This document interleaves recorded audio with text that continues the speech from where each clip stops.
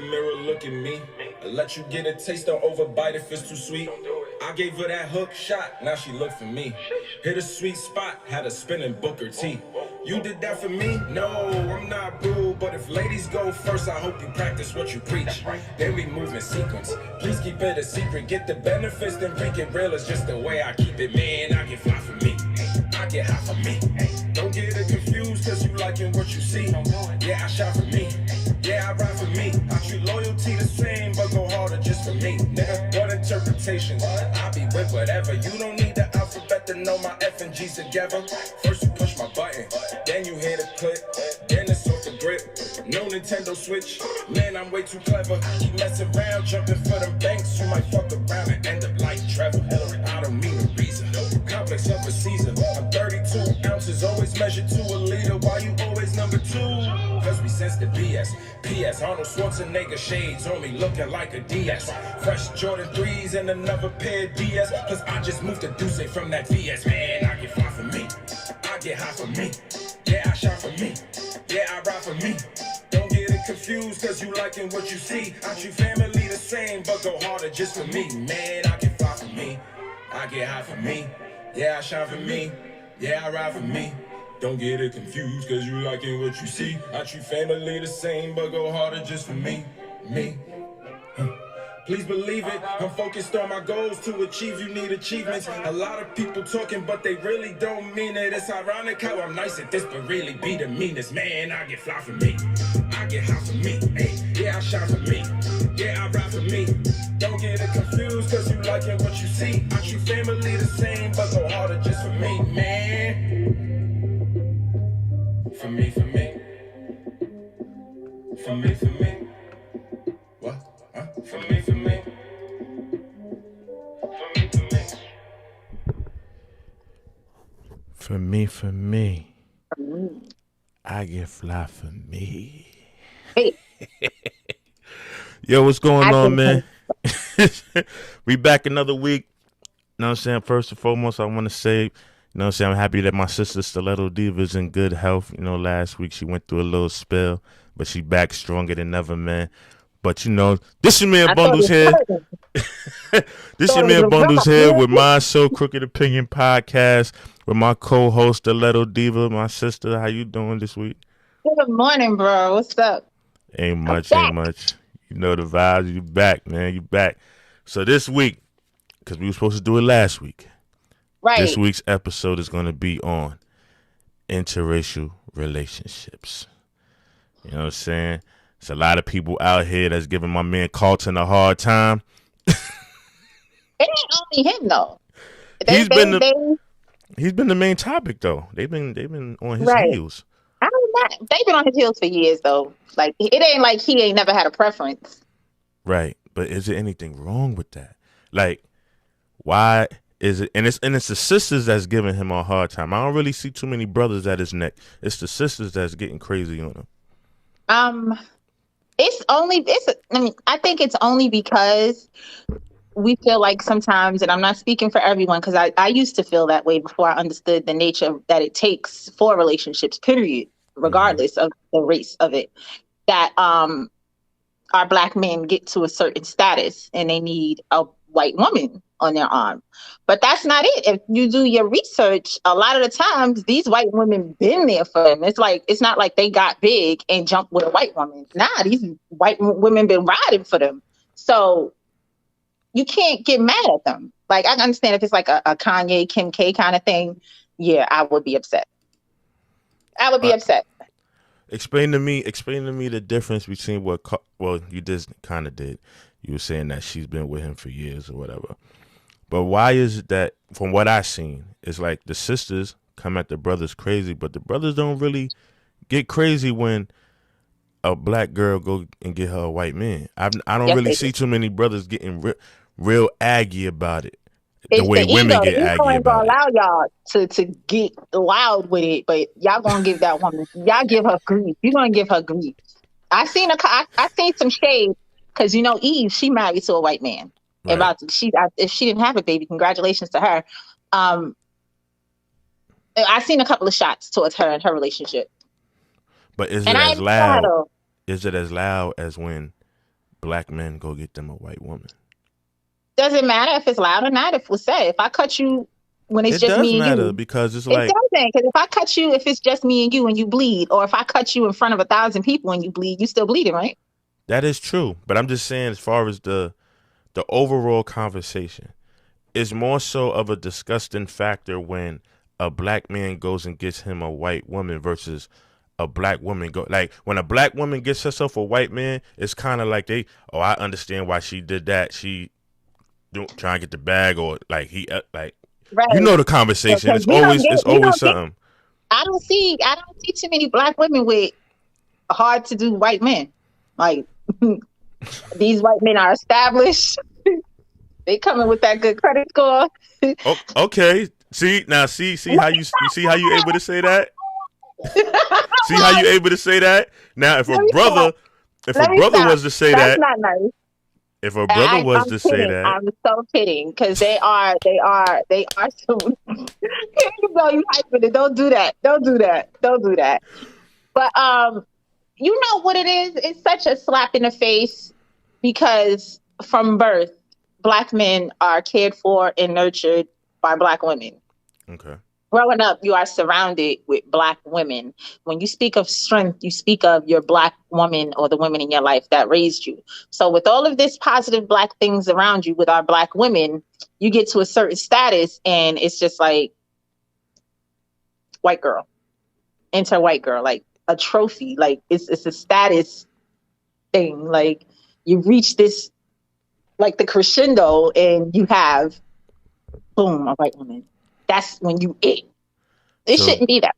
so do you feel like it's a situation where the black woman builds you up to a certain level and then they get left behind? Is that one of the Sometimes, feelings? sometimes that really is the case because society has some of our black men so brainwashed that they think they need a white woman to reach that certain part. Like, you know, I'm rich, I'm wealthy now, but let me get a white woman on my arm and boom, now look, I'm here with me and my white woman. But meanwhile, it's sometimes in the background, like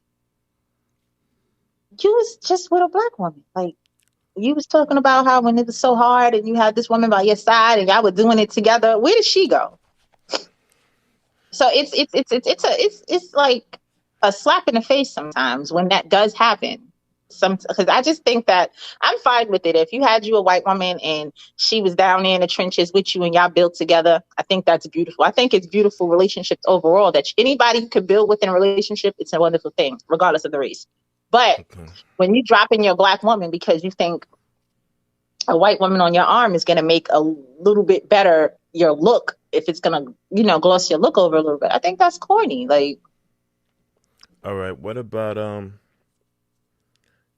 we touched on the white. We're gonna get back to that, but there's other coaches that are doing like I know in the Asian community, bringing home a black man is damn near like a death sentence child. in some But I think it's aspects. beautiful. I think those cultures blended are beautiful. First of all, you ever had Asian soul food? Nah. Yo. And they cook similar to us, but they be adding a little bit extra, like how we add extra things to it when we cooking. And I like Asian soul food. They add some wontons and all Yeah. that. First of all, Asian ribs, they ain't nothing to fuck with. Asian ribs, but you can't eat those at a cookout. Like our cookout ribs is banging. But Our cookout ribs are banging. culture wise, like Uh-huh.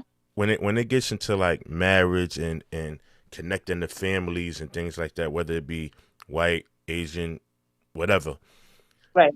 Sometimes it's a little bit of the because you know black people are raised a certain way, the same way how all other cultures is raised a certain way, and now you're literally mixing these two cultures together. I've been in situations where I've dated somebody in my previous past. She was Indian, and Uh-huh. I couldn't eat beef because the cow is sacred in the Indian culture. So I couldn't eat beef in the house. I couldn't have no hamburgers, none of that. And it I was a remember that because he transition. was real slim. Yeah, He was real slim. I remember that. that was all that curry. Kept you on the toilet. But yeah, like it's things like that And then, speaking from experience, that, my sisters gave me a little bit of a hard slack for that because she was a fairly fair-skinned Indian woman. And granted, things that I was used to doing, things that I was outside doing, I kind of like stopped and started moving in a different direction. Not saying like I tapped into her culture, but like certain things that I didn't know about, I started to learn and realize, and I started to adapt to. And the Is that a wrong thing? Is that wrong? Nah, not at all. Wrong. Not at all. But the sisters felt like, oh, you going over there, you done forgot about us, and this, that, and the third. And I'm like, and mind you, I'm married to a black woman now. Right. You know what I'm saying? The grass was not green on the other side. Again, I remember. Remember. But yeah, like I said, I know a female that's married to a white man, and there's absolutely no problem. It's like, yeah, sis, do your thing. Hey, girl, da da da da. I know a black woman that's married to an Asian man. Same thing. Yeah, girl, go ahead, do your thing. But as soon as the brothers do it, you went over there. What's wrong with us? Sometimes, like, black men struggle with loving their woman correctly. So a lot of black women are at a point, it's just like, listen, I ain't messing with PJ. Let me go get a Peter. She said, I'm tired of playing for the Knicks. I'm going to the Bulls. Right. You know what I mean? Let me get a Poppy. One of those, like, because if I have all of this to give and you're not appreciating it, and here I am shooting down the others, let me see what they talking about. Now, don't get me wrong. That don't mean, again, like the grass is green on the other side. But coming up, you would like to know, like, my home is going to be filled with beautiful black children, right, with my black king, but my king ain't knowledgeable. So I think the main there's argument, other kings in the kingdom. There's other kings out there. So we go find other kings. I think the argument, especially when it comes to black folks, is like men always go back to the, black women are stubborn. They got a mouth on them and this, and the third. Where black women say, well, black men are not stable. They don't know what they want to be in life and things of that nature. So on both sides of the spectrum, we have issues that we feel like in a relationship that hasn't been conquered yet. So now when we go to these other ethnicities and these other cultures that may have what they consider us, meaning black men and black women, are lacking, they try to fulfill that in another culture instead of really. I think us as a people really need to start talking to each other and really start embracing each other's flaws in order for us to move forward, right, and help each other, because we both saying the same thing. It's not easy though. It's not easy, especially when you interracial. Like with women, let me just speak from my point of view. My opinion is that it's hard if a white man approaches you, right? Mm-hmm. And I've never dated a white man. I've dated black and Spanish men. You was thinking about it. Yeah, I was. You was thinking about it. I remember that. I was. But it's, you know what? Because it went deeper than that. Like, because I'll never forget this one time I was in a bar. I can't remember the name of the bar. It was one of those with the bull riding. And this white guy, he came from Ohio. Literally, he was interning here. He was a doctor interning out here. Mm-hmm. He red hair, freckles, just like adorable. And I was just like, oh my goodness, we're at the bar and I'm ordering a drink. And he's standing next to me first. And then you see him working a nerve up to say something because I'm watching him out the corner of my eye. Mm-hmm. So then when I turn around, he's like, you are so beautiful. Like, he said that and was so relieved after he got it out. And I was like, thank you. He's like, no, I'm serious. Like, you are amazing. Has anyone ever, so like, he is gushing these things to me. And I'm looking at him and I'm just like, he's looking at me in wonder. And in my head, and I'm just like, I used to really think that black women for white men were a fetish. So that's my shit though. I know that's my stuff. So when a white man approaches me, it's like, are you really interested, or is this some deep rooted slavery kind of fetish for you? So this is what's going on in the back of my head. I've heard that before. As a black woman. I've heard that before. Like And the when you whole get mad at me, bondage and am I going to everything. be, yeah, when you get mad at me, am I going to be all kind of nigga heifers to you? Like, it's All going kind of to, nigga like, heifers. I can't, yeah, like, it's hard. It's hard because what is your motive? Not to say that white men can't be attracted to black women, but okay. Because I was thinking the whole time that man was at that bar talking to me, like, baby, you can't take me home with your red hair and your freckles. Your mama and daddy are going to have a heart attack. Yo, and that's what I'm saying. Like, all right, for instance, when I was dating the Indian lady, right? Now, her parents are very traditional. Right. I've never met her parents. Right. I've But not for never nothing. Remember, met her I used to parents. ask you that, like, you don't feel away? Why she can't take you home? Now Like, is this a fetish? Was this I a was fetish for stacking. her? That's what I I was thought. stacking. Like, I stuck to this. Yo, fellas, I stuck to the strip. I was stacking. I feel I you. was riding this wave. To the I used to Wilford. feel away though. Like, why you can't meet her people? Like, is she ashamed of you? Was like, remember all the things that I used to ask? Like, get out Yeah. of here. Why? No, Why are you you not know, welcoming her home? she kept it 100 with me. They literally would have disowned her. They would have But disowned her. you stuck to the code. You know what I'm saying? Like, yo, Girl, nice girl, but I remember there was times where her parents would come into town and I would have to leave. Like I would have to Shorty would put me in a true hotel story. a True week or story. two. Yo, True story. I wear a size 14 shoe. How she had 20, 30 pairs of size 14 sneakers is beyond me because I didn't have to pack my clothes or nothing like that. But we had an understanding, like, yeah, she wanted to be with me and all that. Let my wife tell her that she just wanted her big black companion. That's my But opinion too. So yeah, like it was real. It was real for like what, almost 3 years. It was for a real. while, like it was because y'all were living together. Like it was real. That's a So fact. I just never thought she was the one for you anyway. Cause, and you know, I'm I always kind right of with these situations. knew that, Um, but I was able to but be I on knew my what your creep mode. assignment was. You understood your assignment, so I knew what it was. So I didn't press it too hard. But that's another thing. Yo, shout out to all my creep niggas around the world, man. I stuck to the strip, man. I kept the Right, assignment. you understood the assignment. So it's just like, um, I don't know. If you can't love me out loud, regardless of your race, what are we doing this for? I hear you. What are we doing this for? I hear you.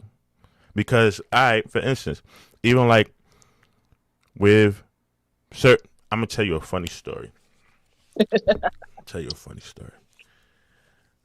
I have a cousin that's married to a white man. Cool dude. I met him. Cool as shit. But when I tell you it threw the family through a loop, it threw the family through a loop at one point. And it was hard. It was hard because you know how black people get when they get around the round table for holidays and shit like that. They start talking about their boss and nigga this and nigga Talk that and ass, hunk of talk this. ass, baby, say all kind Yeah. of shit. Yeah. And here So go this white man at this table. word. So it was like, Turn damn, like red.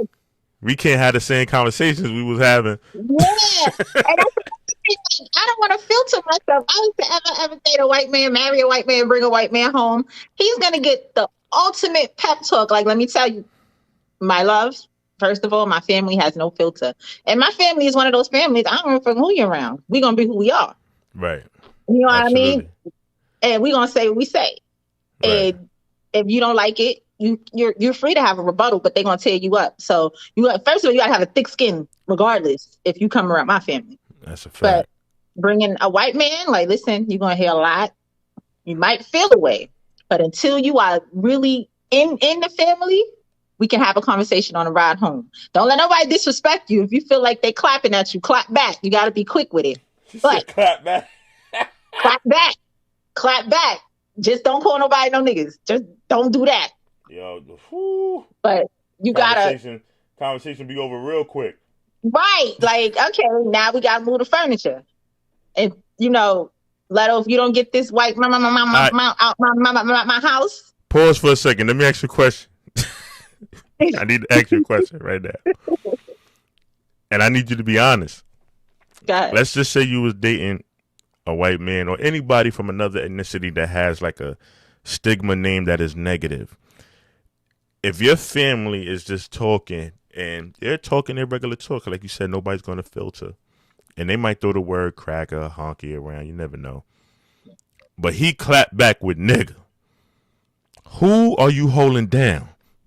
Because mind I you, gotta he was, hold my family down because I but gotta he hear was this for the disrespected rest of my first. life. I gotta hear this for the rest of my like. It's gonna always be a topic. I could break up with him and come back to the family, but she bought that cracker here.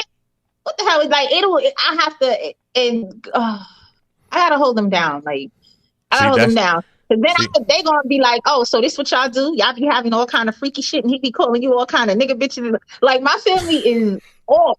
Like they're nuts. So these are the so by the time I get my call with him, this man, my phone gonna be ringing, and it's gonna be, oh, this what y'all be doing? This why you ain't got a white man to be thought about a nigga the rest of your life? I just don't have time for it. I just don't have time for it. I hear you, But I man. gotta hold my family down. But if I was married, if we're married, that might be harder. If there's children involved, that might be harder. All right, that's another topic that we need to touch on. Children. You know, we in 2022, so times is a little bit different. But back in the day, you know, a black man and a white woman, or any ethnicity along with a black person have a child, it's hard on the child as far as the upbringing. I don't think it's the same now. I think it's still it's whispers, but it's not as bad as back in the I think day. it's a learning curve nowadays. Like people are still learning. People are more open about it. We even have white people who adopt black children. So I think like it's getting better. I personally feel like, you know, I please anybody watching this is just my opinion, my so crooked opinion. I feel like white people adopting black kids, they treating them like Teletubbies. Like Don't do it. it's like Don't they do it. yo what I'm just trying to understand. Like at the end of the day, a person we always say the age old situation, like you're not gonna know where you're going unless you know where you come from. Right. So can we trust, or can we all agree that somebody from another ethnicity, not even just going to say white, Asian, whatever, somebody from another ethnicity is going to teach you your history, History. Right. You know what I'm saying? But that's where I'm saying there's a learning thing going on because there are a lot of like I'm a part of a lot of groups on Facebook, and one of them is for black hair. It's a couple of white women in there with black children, some that they've had biologically, some that they have adopted. And these women genuinely want to know how to care for their child's hair. Like we go live, there's conversations and they ask the hard questions. You know, it's a couple of shade every once and again thrown in. But if you care enough to want to maintain your black child's hair, that just does something to me. That just touches me. So it's just like, welcome. Let's show her how to care for her black child. Like our hair is who we are sometimes as black women. So the fact that these women want to take the time out to learn and be able to care for their children's hair, like that speaks volumes to me. That you know, like they come from a certain background where their hair needs to be cared for differently from yours. And so I don't respect. think that That's respect. There's not conversations had about when you have especially if you biologically give birth to a black child, because you have as a white woman, if you have a child with a black man, your child is black. Right. So you already know you have to have certain conversations. I wouldn't want to have a child with another race and my child not know both sides. Absolutely. So you should educate. You should learn your history. You should not only in February throw the colors up, but have that red, black, and green present in your home. That's a fact. And then there's another conversation too, because as a white parent, Asian parent, any other ethnicity other than black, you got to have the conversation as far as society as well, because let's be clear, you got to have the conversation. One of the what I consider the new, it ain't even new, the age old conversation, especially with having a black son or a black daughter. Law enforcement. You know what I'm saying? You know what? I can't even say it's not black women now because black women too, they getting us too. Yeah, But that's what I with said. a little black boy, as a mom with a son, it was hard for me to have a conversation about the law. My son, when he was But 12 or how is a 13, Caucasian parent? Because you gotta look at it you like this. can't. We all know as black people that we have a certain disdain when it comes to law enforcement based off the history. You know what I'm saying? You, as a white parent, I think if you, especially if you have a little black boy, use your white power. Use it correctly. Use it to I stand up need you for to give him more in at depth every for that. turn. But what if You the know, parent's not around? You got to teach them how to maneuver in life. Let's say your child is 17, 18 years old, there is so and much things online that you can do. Like have them tough conversations when it pops up on the news about a white person killing a black person. Don't just watch the news with your children and you sitting there with a black son. That could have been your black son. Have that right, conversation. I don't like pause the whole news and just pull up on the internet all the times that police have killed black men, all the times that white people have killed black men. Like one of the most important conversations that you should have if you're interracial dating and you have a black child, especially black boys, because they are a target. Like they're a target. And you let them know, like, listen, regardless, mommy is here for you. Mommy gonna stand up for you. right. Mommy's going to use her power and her words to protect you. Did you ever watch the Colin Kaepernick had a show on I believe it was Netflix, I believe. I have not And watched it yet. he was talking about his upbringing. Now mind you, he was adopted by two Caucasian parents. Mm-hmm. And he was going through things where the parents didn't quite understand or didn't even like it was blatantly happening in front of the parents and they did not see it. They ignored Not it.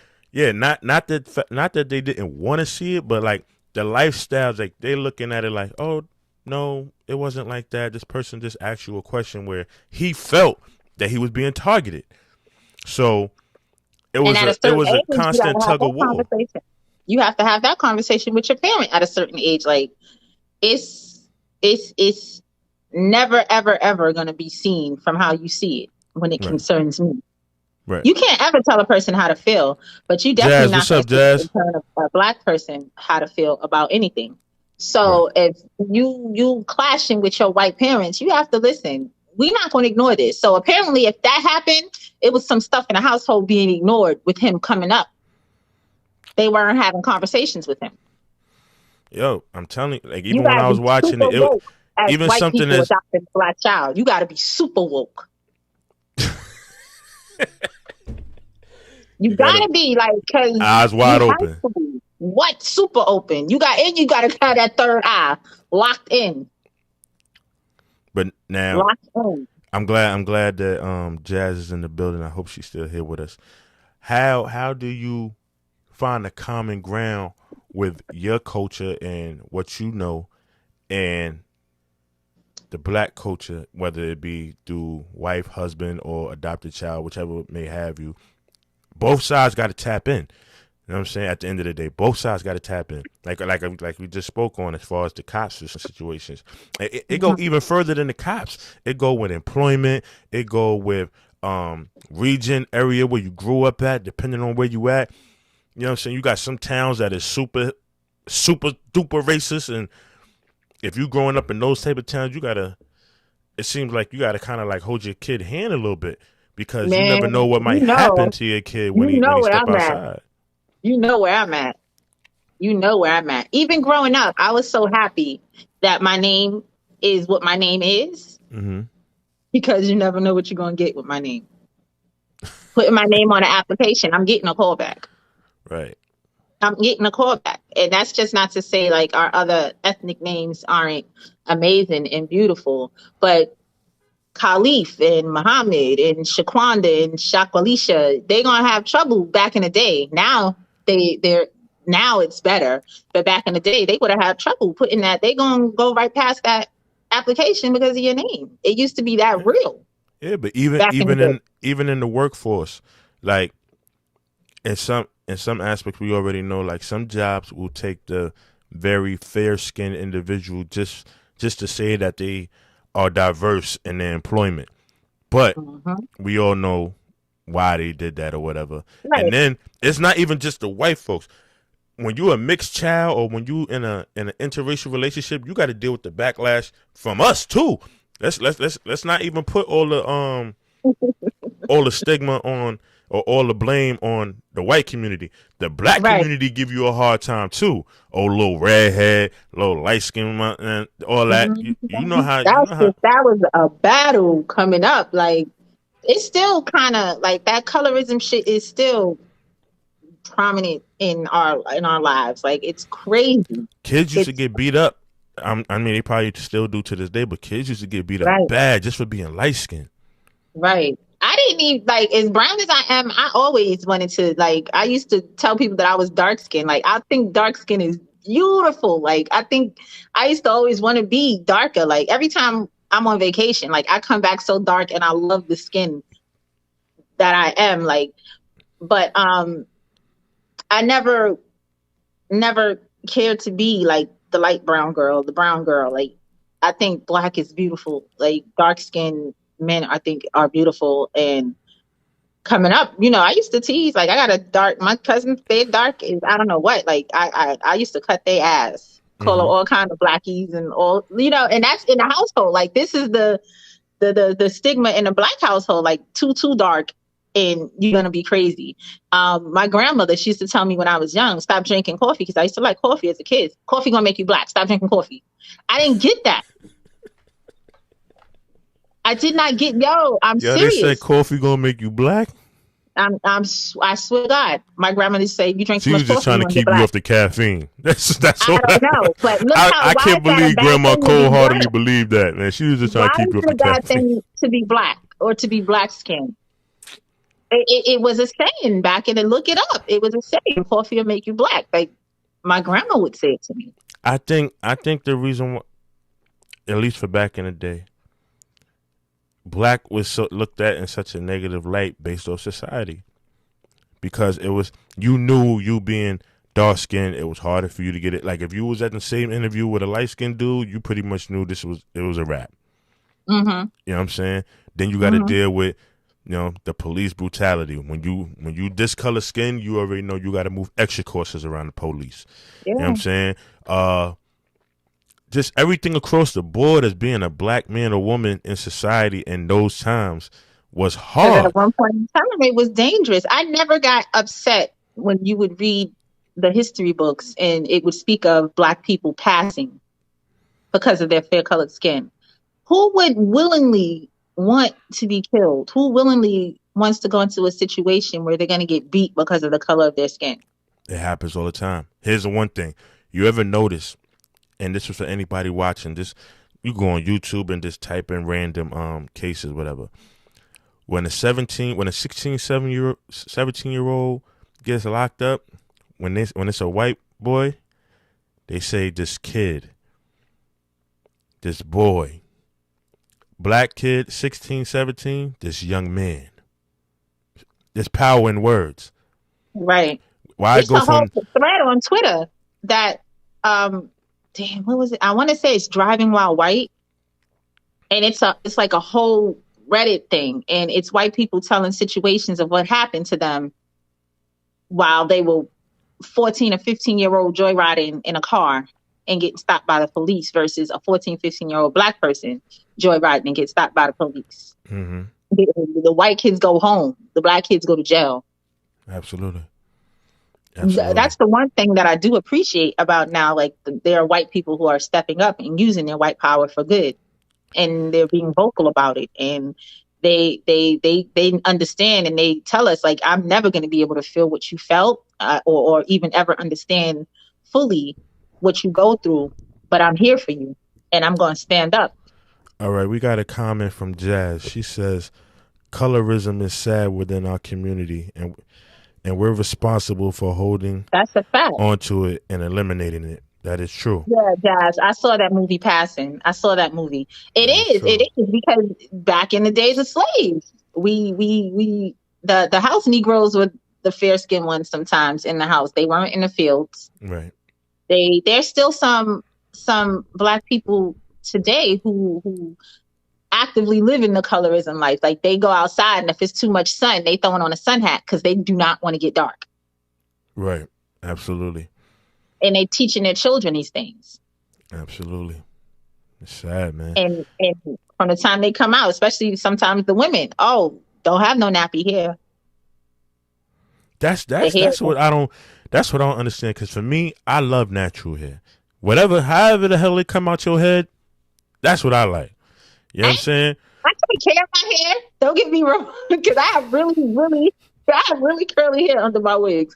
It's just hard to maintain, and ain't nobody got time for this. On any given Sunday, if somebody snatched one of these wigs off, my meat meal is lit. But see, that's a legitimate statement. You explain why you moved. Take care of it. I don't want you to didn't take care go out of it. your way. You didn't go out It's your a way, lot. at least from my understanding, because I know you said you didn't go out your way to be like, yo, I gotta have my hair looking like these European women.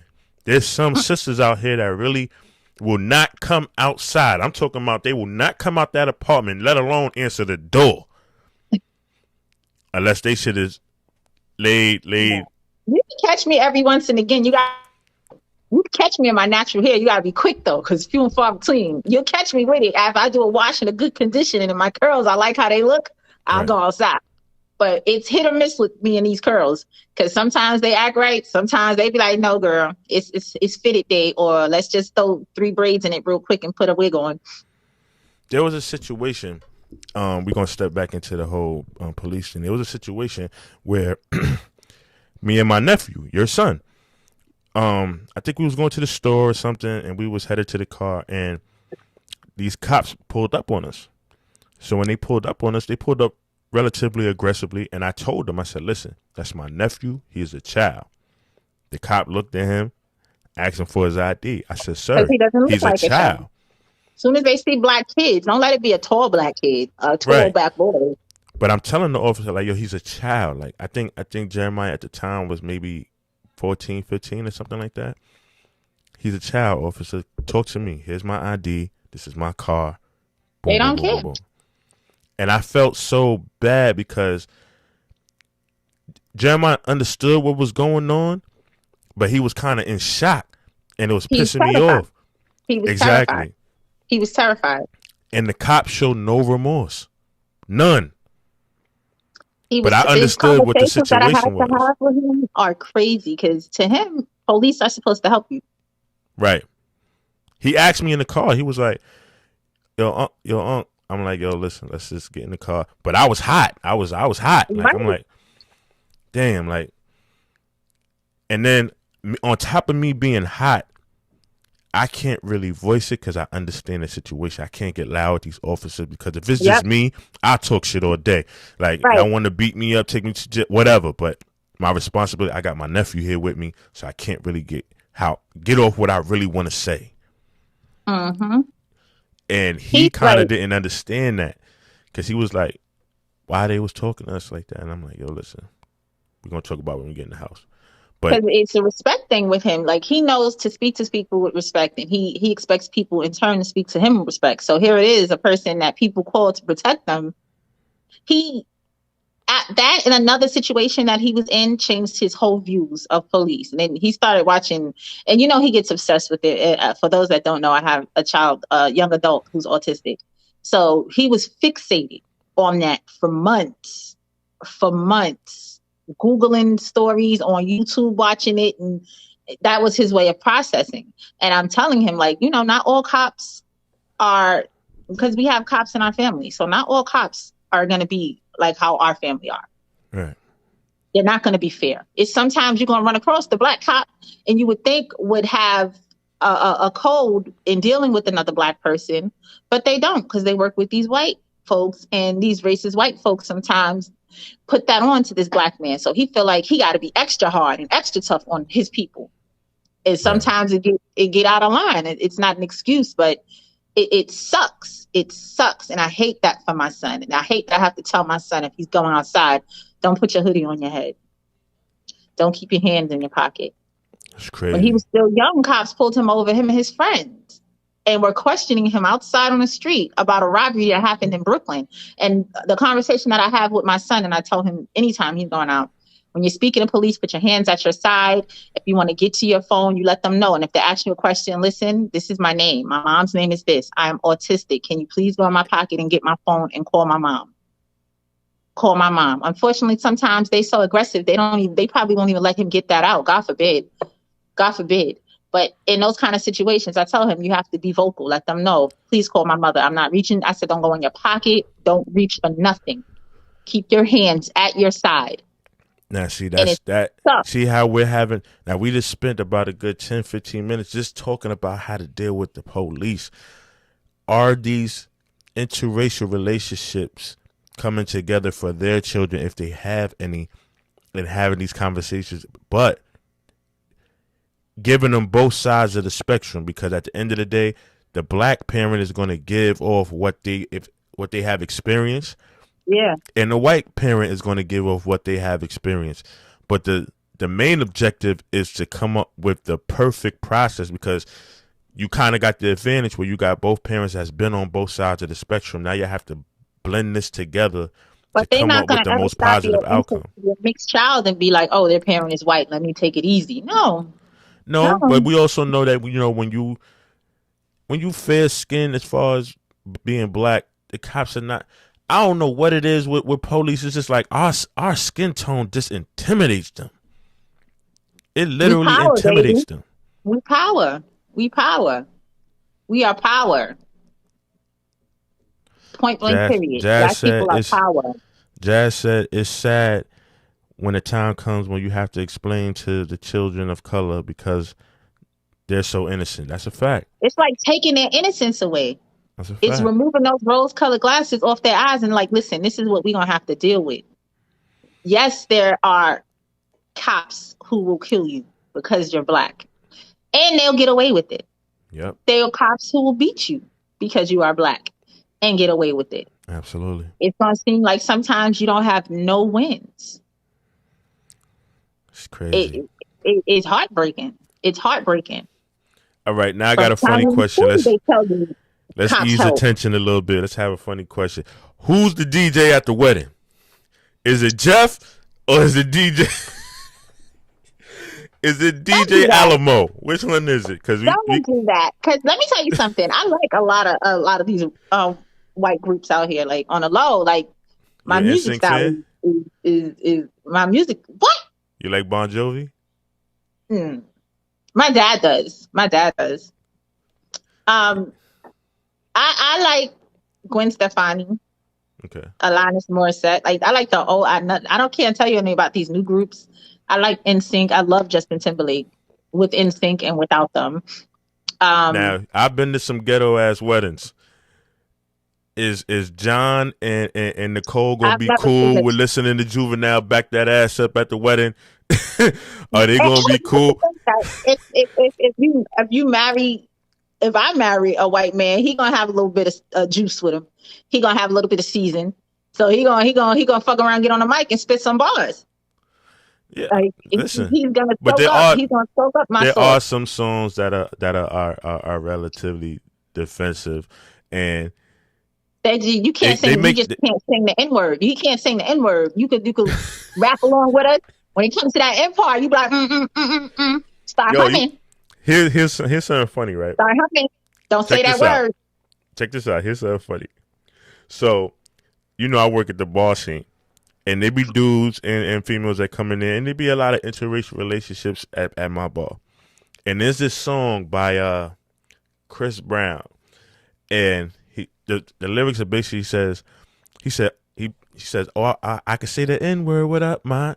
That joint, right? No, so now, what I do, this is the asshole in me. What I do, I see you can't. I tell the DJ, I say, yo, when you put that song on, make sure you scratch the N-word every time. So now, when the N-word come up, the room goes blank. Because I want to see who's actually saying it. You want to see who's saying that. So, you might get in the car. You so, get in the car. Love my niggas. So check it. I be thinking they be saying it hard with their chest. I'm going to tell you a funny story. The first time he did that, everybody in there, they singing it. And I made eye contact with him like, yo, don't forget to cut when that part come up. You stupid. He cut. There was this one white boy. What up, my nigga? Yo, when I tell you the whole room looked at him like, Yeah, it's time to go home, fam. Go ahead and go home, baby. Go ahead, go home. Yo. Jazz, And Jazz said my white husband's favorite groups is Jodeci and Isley Brothers and no N-word. Right, Jazz? Now listen, that's my other cousin Jazz. She's married to a white man too. Her husband cool as shit. I met him for the first time last summer at a cookout for my little cousin. You know what I'm saying? R.I.P. God bless her dad. Came to but he was chilling. Like he didn't give off that awkward vibe. Like, oh, I'm the white guy. He was chilling. Me and him was chopping it up. I played with his daughter because him and my cousin Jazz, they got a daughter together. He got sons too. I don't know if I met the sons yet or not, but yeah, he was cool as shit. No drama, no issues or whatever. You know what I'm saying? He ain't had no problem with the potato salad. None of that. Okay. Can you cook though? Jazz, can you cook? That's another thing. That's a good question. These interracial relationships, the food. That's a good question. I'm gonna see if Jazz answer that. I don't think I ain't really asked who made what at the cookout. I don't know if he made anything there. Because the age old we don't put raisin in potato salad though. I know that. The age old stigma that white people don't season their food. They don't season. But is that 100% true? Like, are there some, other? We just talked about the Asian people. You just said Asian soul food. I didn't know nothing about that. I'm definitely about to look that up and see if there's some in my neighborhood because I want to try it. And you got to find the restaurants that say infusions. Once they have that word in it, it's going to be mixed. It's going to be mixed into, I call it the interracial food infusions. They making collard greens? I don't trust nobody collard greens. I be watching, I like the cooking shows. They be trying, but I don't know. Oh, she said her husband from West Philly, so he probably got. He might be in the kitchen on a little bit. Philly food is good too. Listen, he might get on the pans a little bit. I got to try out his chopped cheese, and I got to try out his Philly cheesesteak. Yeah, chopped cheese and Philly cheesesteaks. Those are two different things, though. Yeah, I know. That's why I said I got to try both of them to see make sure he on point. But I don't know, because it's a red flag if I go in to a Caucasian person's house and I only literally see salt and pepper and maybe garlic powder with the rest. She said, "Where the sasson?" No, say where the obey at? Because I started messing with Mrs. Dash too. Like I be trying to cut the salt and everything, though, because the older you get, I don't need that pressure. Diabetes is a thing. We get that pressure and the sugar. High blood pressure, diabetes, that is a thing. Yeah, that's a fact. AKA crushing the sugar. We can't, so we gotta start cutting certain seasonings out. But it's a super red flag if you only got salt and the white salt and the black pepper. Like, it take a little bit more to make my food go. She said, my Aunt Lucy. Yeah, my Aunt Lucy taught me how to cook greens. My grandma, Mama Love, Love up above. That's a fact. Okay, right. And then you can't just eat everybody collard greens as a black person. You gotta know, I don't want to know if first of all, your collard greens don't look right, I ain't gonna eat it. Like if your collard greens still look like the color they was when they was in the bag, I'm 10 out of 10 times, I'm gonna keep pushing. Now, remember I said I dated an Indian girl. And I don't think they should touch collard greens. Listen, I remember one year she had made like a pre-Thanksgiving dinner. Epic fail, man. Epic fail. And that's nothing wrong as a different race wanting to try your hand with another food from another culture. I think I'm talking about the stuffing / dressing was drippy. The collard greens was rubbery. the yams. How did she make yams into a ball? I'll never know. Like the yams wasn't yamming. It was like the yams came in like a meatball. Like I don't know how she did that, but it was bad. It was just bad across the board, man. If you, this is me. You cannot learn to cook other cultural foods the right way if you don't have somebody from that culture in the kitchen with you or on the phone with you. Right. That's my opinion, my so crooked opinion. Right. Anything that I've learned how to cook that is not of like American or soul food, I know a person from that background who's on the phone with me who came into my house to show me how to do it. So do you make official spaghetti? And listen, No, I'm I telling make black you know, people spaghetti. black people got their spaghetti where they just got the noodles and the I make black sauce people spaghetti. and I put like onions and peppers and yeah, I that's what put I'm saying. different sausages in it. Like, Gotta have the spaghetti dancing. yeah, it is. When I learned how to make pernil from a Spanish woman. Okay. You already know my joint be hitting.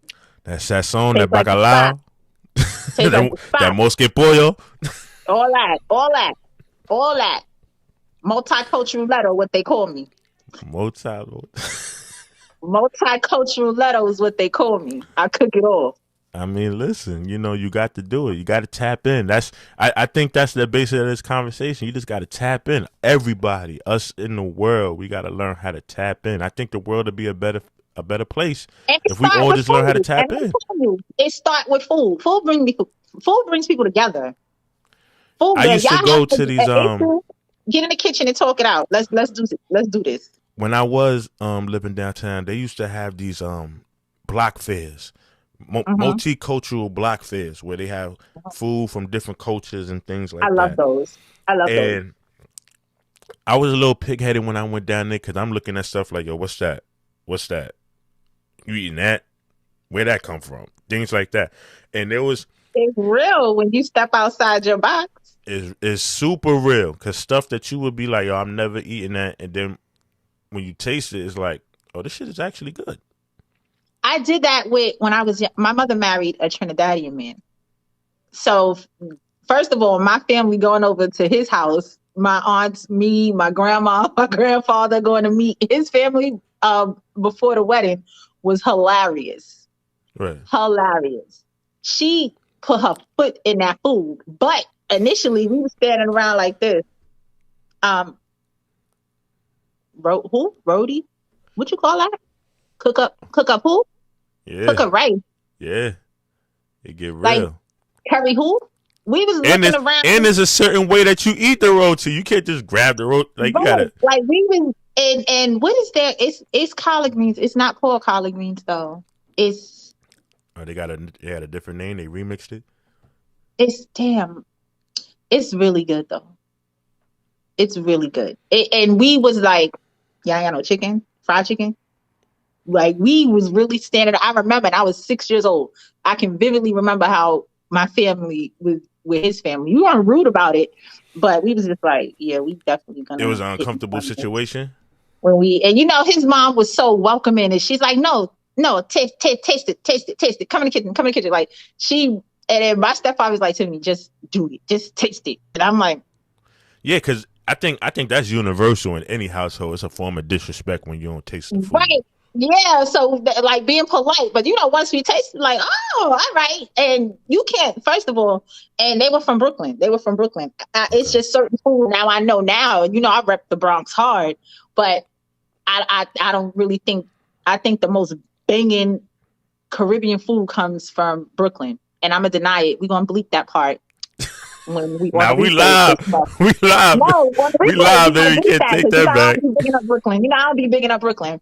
But I was after a certain age, I was semi-raised in Brooklyn. So I think the most banging Caribbean food comes out of Brooklyn. Oh, Jazz said it's Calio.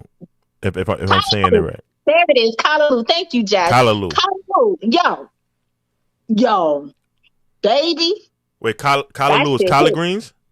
It's either collard greens or spinach. We gotta Google that. I don't know, but it looked like a little collard green. But it's a leafy green, but it's really good. It's really good. Okay. It's really good. That's what's so up, it was just like, we don't only, just so you know, like, Black people don't only experience that going to Italian places, going into white families, Italian families, Indian families, Chinese families, Asian families. No, because here we are, Black Americans meeting Caribbean Black people, and we were just looking at each other's food like,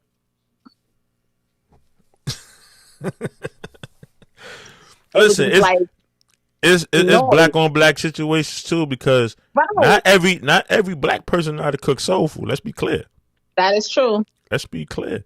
I tell people all the time, I walk into your house, Thanksgiving, Christmas, any holiday, I'm going to ask you one question, and that's going to determine how I'm going to view your food. How many cheeses do you put in the macaroni and cheese? Listen, You say I have a anything, mixture. you say It gets anything less than less than 4? two. Less than anything you tell me two, because there are two cheeses that just make it hit, but you gotta know what to do with them. Um, but I know in mine, depending on my mood, 4 to 6 different ones, That's what I'm saying. and it Anything don't less never than come out 4 the is same each uncivilized. time. Like, yeah, and it got to be cheesy, baby. If I I take don't want my no if I watery take ass my slice macaroni. if I take my slice of macaroni and cheese and I don't get pause like a good 2-3 inches of stringy cheese, it ain't right. I'm going to Jazz house. It's the green, yeah, because Jazz got the Callaloo Connect. I need to learn how to make that. I'm saddened that by the time I was of age to really be in the kitchen cooking, my stepfather's mom had passed away.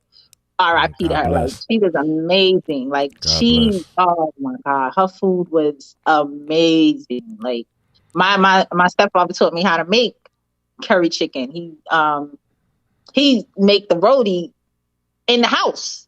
I used to love, like, oh yeah, really, like that's Oh, still he one of made it my from favorite scratch? foods. Yes, Wow. yes, yes.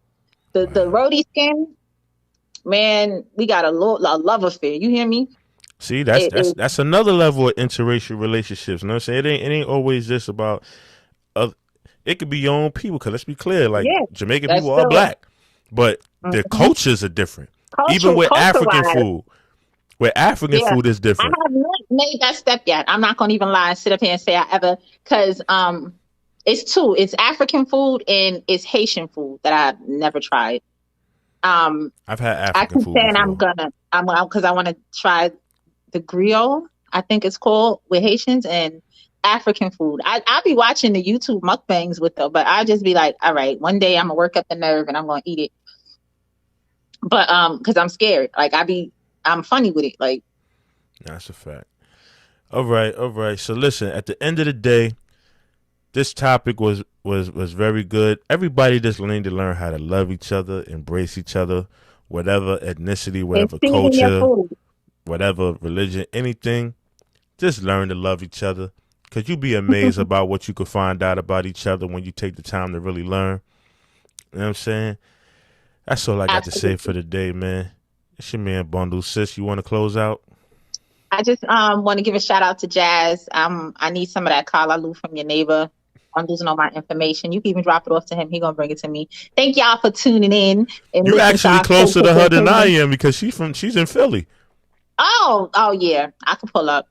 You know what I'll I'm saying? pull up. I'm So, cousin Leto. yo, man, till next week, man. This is my so crooked opinion, man, and we out of here, yo. I Later. holla.